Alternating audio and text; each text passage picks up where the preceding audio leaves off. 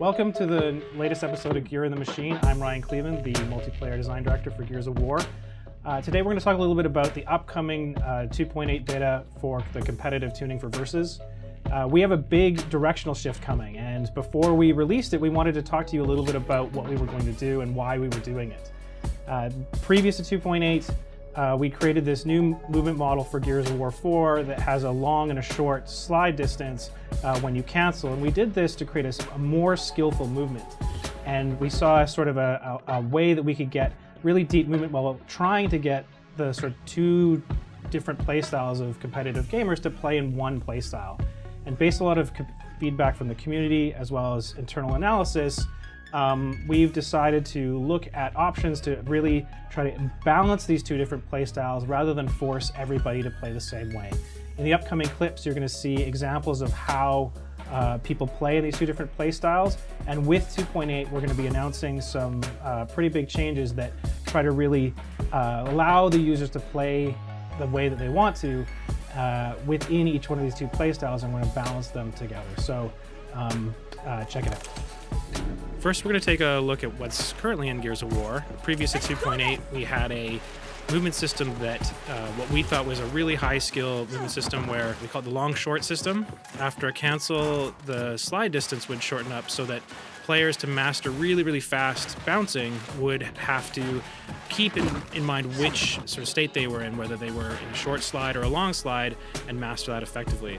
We've got a demonstration here where we're looking at what it looks like to do this really well, to be able to manage understanding that distance while you're sliding inside combat. Now, if you fail, you'll roll, right?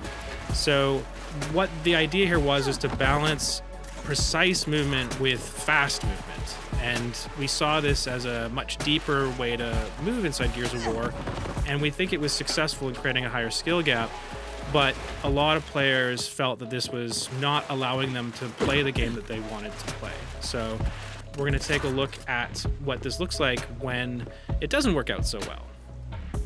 So when someone hasn't figured out quite how to use the 2.7 and previous movement system, it sort of looks like this, where they're going to end up misrolling. If they're using default controls, they're going to end up misrolling quite a bit.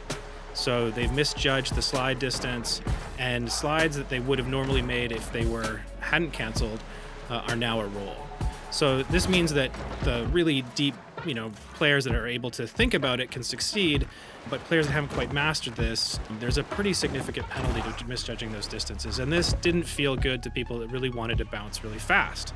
And it wasn't really intuitive to people that were just learning it. So while we think that overall it made a much higher skill gap for the game, this really wasn't embracing the best of what players thought the movement in Gears of War could be. So we've taken that feedback, we've listened to it, and we've got something that we're cooking on for 2.8.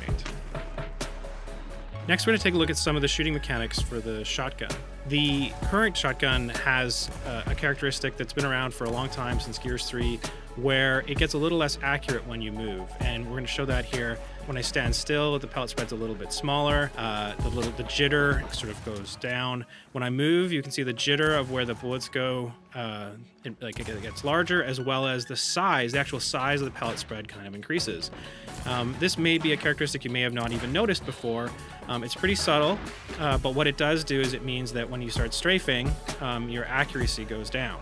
And this was one of the things that we realized that kind of really put strafing at more of a disadvantage to hyper bouncing, was that when you're just even strafing a little bit moving, your pellet spread is less effective than people hyper bouncing, and we're going to explain why in just a second. So you can see here the same effect a little more clearly, where when I L trigger, you can actually see the fact that the pellet spread itself gets even smaller. So the L trigger will actually change the pellet size, and that's to make the pellets be consistent on the screen.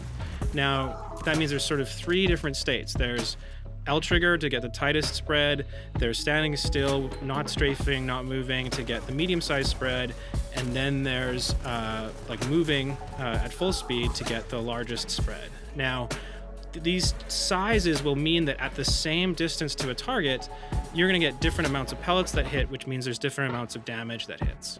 So strafing and L-triggering has depth to it, but it also means that it has some subtle hidden costs. And once we were looking deep into this, we felt that to support two different play styles, we really wanted to address the benefits and the kind of drawbacks of when people decided to play in one of these two different ways. Once we'd reviewed how the shotgun the spread changed, we did some investigating and we found a little quirk of the system where when you slide and cancel, the system, because of the way that the animation system is set up, it doesn't really think you're moving. So for a very brief moment, you get a very accurate shot.